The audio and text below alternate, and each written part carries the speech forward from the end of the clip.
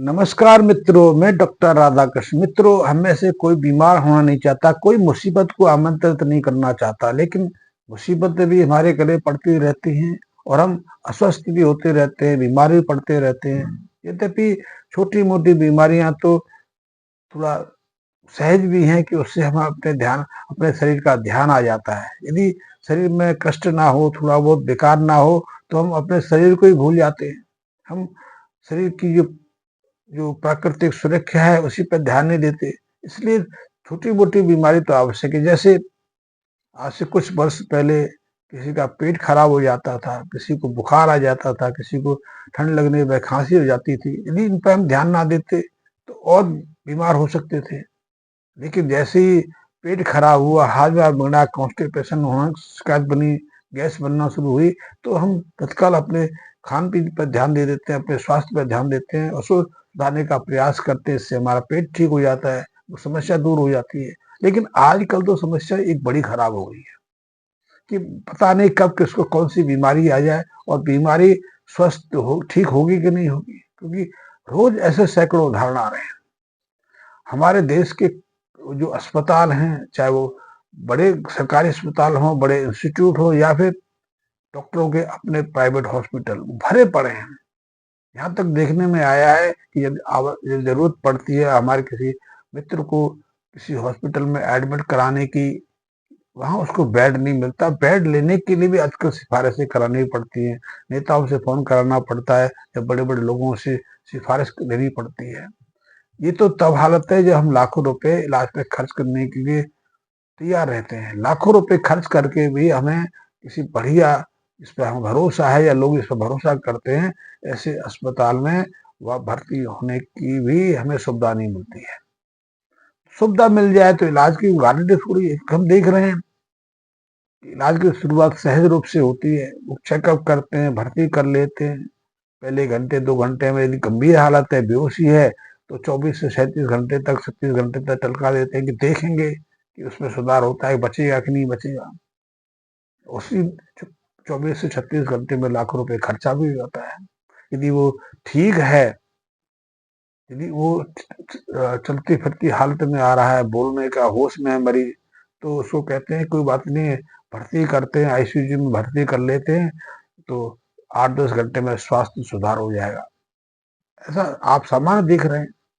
लेकिन तो फिर उसकी जांचें शुरू होती हैं, इन्वेस्टिगेशन शुरू होता है, फिर उलझन पे उलझन शुरू हो जाता है, श्वास रुक जाती है, श्वास खून में ऑक्सीजन का लेवल गिर जाता है, बीपी अप डाउन करना शुरू कर देता है, किडनी की प्रॉब्लम शुरू हो जाती है, हृदय की जो धड़कन है वो अब नॉर्मल, पता नहीं क्या क्या दोष उसमें हो जाता है। फिर आदमी उसी में भटकता रहता है, कंफ्यूज होता रहता है। सामान्य तो देखने में आता है, लेकिन हमें कभी एश्योरेंस नहीं मिलता कि वो, हाँ एक चीज अवश्य है, यदि पहले से आदमी स्वस्थ है, किसी सर्जरी के लिए आया है, किसी इमरजेंसी ऑपरेशन के लिए आया है, तो आप आशा कर सकते हैं कि 80% वो ठीक होके घर लौट जाएगा। कॉम्प्लिकेशन होंगी कि नहीं होंगी वो बात की बात है, पर दोबारा उसे 4-6 महीने साल भर में हॉस्पिटल आने की व्यवस्था पड़ेगी कि नहीं पड़ेगी वो बात की बात है। लेकिन यदि कोई व्यक्ति पहले से किसी गंभीर रोग का शिकार है और ऐसे में यदि वो अस्पताल में भर्ती हो जाए किसी भी इमरजेंसी में, तो उसके स्वस्थ होने की संभावना बहुत कम स्तर की होती है।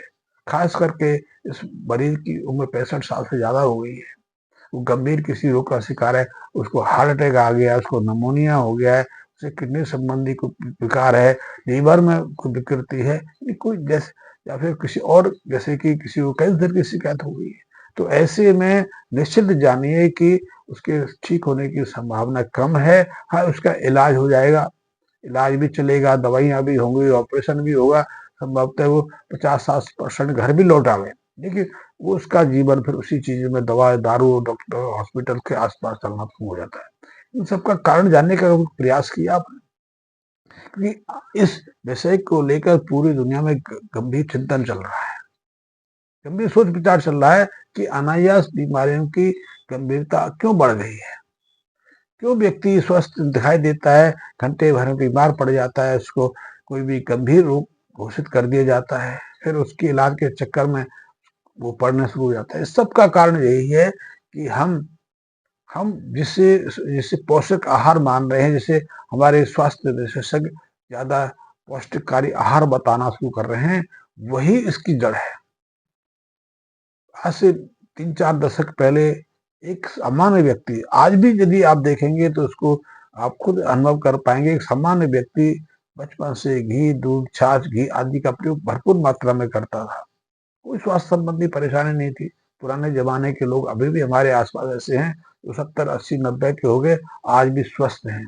लेकिन जब 1960 के बाद के जो लोग हैं, 70 के बाद के जो लोग हैं, उन्होंने घी दूध का प्रयोग नहीं किया, मलाई का प्रयोग नहीं किया। उन्होंने सिर्फ सैद्धांतिक जो आधुनिक चिकित्सकों के परामर्श उसको फॉलो किया, घी छोड़ दिया, घी की जगह रिफाइंड लेके आ गए, नमक की जगह, साधारण नमक की जगह आयोडाइज्ड नमक का सेवन शुरू कर दिया, दूसरे लोगों को फॉलो करना शुरू कर दिया, बाजार में जो परिष्कृत आहार मिलते हैं उनका सेवन शुरू कर दिया, जिनको ज्यादा पौष्टिक माना जाता है उन पर निर्भरता बढ़ा दी। उनमें से अधिकांश लोग 50 की उम्र तक पहुंचते पहुंचते किसी ना किसी गंभीर रोग का शिकार बन जाते हैं।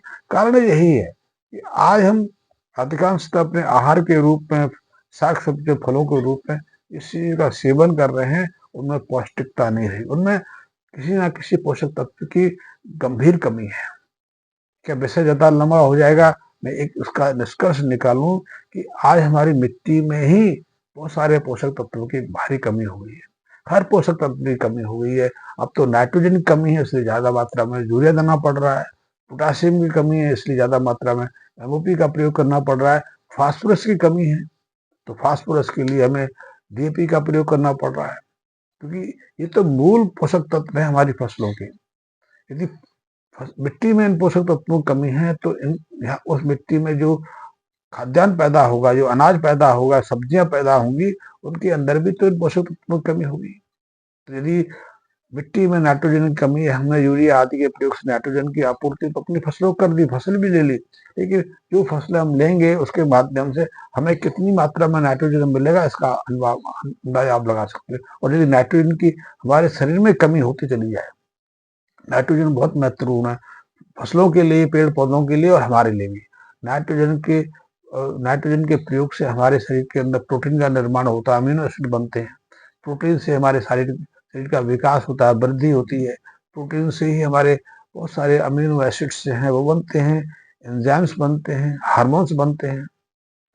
इसके बगैर तो हमारा शरीर आगे विकसित ही नहीं हो सकता। सेल डिवीजन के लिए नाइट्रोजन की बहुत जरूरत है। जो डीएनए आदि की संरचना में इसी नाइट्रोजन का बहुत महत्व है, क्योंकि नाइट्रोजन एक एक कड़ी है। यदि यदि कार्बन से कार्बोहाइड्रेट का निर्माण होता है, उसी से कार्बनिक संरचनाएं बनती हैं, उसी में यदि फैट मिल जाए, उसी में प्रोटीन मिल जाए, तो जटिल संरचनाओं को शरीर तो ऐसी, शरीर में कोई ईंट थोड़ी सीधी सीधी लगी कि नाइट्रोजन खड़ा हुआ है। नाइट्रोजन जटिल संरचना के रूप में उपलब्ध है। तो यदि मिट्टी में नाइट्रोजन की कमी है तो हमारी फसलों की वृद्धि रुक जाती है, फसलों के विकास की प्रक्रिया बाधित होती है, पत्तियां पीली पड़ जाती हैं, फोटोसिंथेसिस क्रिया प्रभावित होती है। उसमें भी कई 400 से ज्यादा क्रियाएं प्रभावित सिर्फ नाइट्रोजन के कारण हो जाती है। नाइट्रोजन के कारण उपज घट जाती है, पत्तियां पीली पड़ जाती है, फोटोसिंथेसिस क्रिया, और वही खाद्यान्न हम सेवन करते थे, हमारे अंदर भी नाइट्रोजन की आपूर्ति नहीं होती है, तो उसके लिए फिर कई प्रयोग करने पड़ते हैं, वो बात का अलग है। यदि नाइट्रोजन कमी हमारे अंदर है तो उसके माध्यम से हमारे शरीर में अमीनो एसिड का अभाव हो जाएगा, प्रोटीन के निर्माण की प्रक्रिया रुक जाएगी, जो जो न्यूक्लिक एसिड है, डीएनए, आरएनए, उनकी विकृति आ जाएगी। तो इन सब के कारण हम रोगों की शुरुआत होती है। मैं एक और उदाहरण दे दूं, यदि हमारे खेत की मिट्टी में जिंक की कमी सामान्य सहज हो गई है। अधिकांश मिट्टियों में 70 से 80% तक जो सामान्य नाइट्रोजन की जो जिंक की मात्रा होती थी उसमें कमी आई है। कई जगह तो 40 से 50% तक जिंक घट गई है। जिंक की बहुत महत्वपूर्ण है फसलों के लिए, पेड़ पौधों के लिए, हमारे शरीर के लिए। हमारे शरीर की कम से कम 400 450 जो जैव रासायनिक क्रिया है वो सीधे सीधे जिंक से प्रभावित है। जिंक की कमी से हमारे शरीर की ग्रोथ रुक जाती है, हमारे डीएनए की संरचना विकृति आ जाती है, यहाँ तक कि हम इम्पोटेंसी फील करना शुरू कर देते हैं। हमारे स्पर्म, हमारे जो जो माँ बहनों का ओवम होता है वो भी इससे प्रभावित हो जाता है। तो अब गर्भाधान की समस्या में खड़ी हो जाती है। सिर्फ हमारे शरीर के अंदर पर्याप्त मात्रा में नाइट्रोजन रहना। तो नाइट्रोजन की आपूर्ति के लिए प्रोटीन सप्लीमेंट लेते हैं, प्रोटीन कहाँ से लेके आते हैं मालूम, लेकिन वो प्रोटीन सप्लीमेंट हमारे अंदर हमारी जरूरत का नाइट्रोजन सप्लाई नहीं कर पाता, कुछ कुछ मात्रा में बढ़ती है। तो यही गंभीर रोगों के कारण है, इसीलिए कैंसर की समस्याएं बढ़ रही हैं। हर बीमारी के पीछे, हर स्वास्थ्य की गिरावट के पीछे मिट्टी के अंदर पोषक तत्वों की अभाव की स्थितियां बन रही है, और इसको हम तब तक दूर नहीं कर सकते, यानी कि हम अपने स्वास्थ्य शरीर की कामना तब तक नहीं कर सकते जब तक कि हम मिट्टी को ना ठीक कर लें, अपनी मिट्टी को ना सुधार लें। मिट्टी के अंदर जो पोषक तत्व की कमी आई है उसको सामान्य स्तर पर मिलना। तो ये मिट्टी की जो कमी है, पोषक तत्वों की कमी है, ये किसी केमिकल रसायन के माध्यम से पूरा नहीं हो सकती। हाँ, केमिकल रसायनों के माध्यम से कुछ हद तक हम उसकी आपूर्ति कर सकते हैं। तो उसके लिए तो हमें फिर वही प्राकृतिक प्रक्रिया को फॉलो करना पड़ेगा। तो इसी के माध्यम से तो आज तक हम स्वस्थ थे, अब स्वस्थ नहीं। हाँ, हमने एक उद्योग जरूर डेवलप कर लिया, हमने एक मार्केट अवश्य डेवलप कर ली है, उस पोषक तत्वों को बेचने के लिए मार्केट अवश्य हमने बना ली है। हम अपने जेब भर रहे हैं, अपने भौतिक उन्नति करते जा रहे हैं, लेकिन हमारा ये मूल स्वास्थ्य था वो प्रभावित हो रहा है। तो स्वास्थ्य के बारे में हम एक चिंतित हैं, स्वास्थ्य को लेकर हम परेशान हैं, हम अपने स्वास्थ्य को लेकर परेशान हैं, परिवार के स्वास्थ्य को लेकर परेशान हैं, समाज के स्वास्थ्य को लेकर परेशान है। तो हमें गंभीरता पूर्वक चिंतन करने की आवश्यकता है कि हम उसको कैसे सुधारें। तो उसका एक प्रयोग तो यही है कि हम शुद्ध पोषक आहार का सेवन करें। शुद्ध पोषक आहार तो मिल नहीं रहा, हमें ताजा चीजें तो बहुत मिल जाती हैं, ताजा तो दूध भी मिल रहा है, क्योंकि हम अपने घर के बाहर जो पैकेट का थैली का दूध देखते हैं वो ताजा आ रहा है, लेकिन वास्तव में वो ताजा है कि नहीं, आप क्या वो पोषक है कि नहीं? क्योंकि हमारे घर तक पहुंचने वाला दूध का पैकेट कम से कम 7 से 10 दिन बाद हमारे घर पहुंचता है। उसको टेस्टिफाइड तो कर दिया गया है कि उसमें कितना फैट है, कितना दूसरे, तो लेकिन उसके जो मूल पोषक है वो उसमें से गायब है। वही आटे का भी है, वही सब्जियों का भी है, वो फलों का भी है।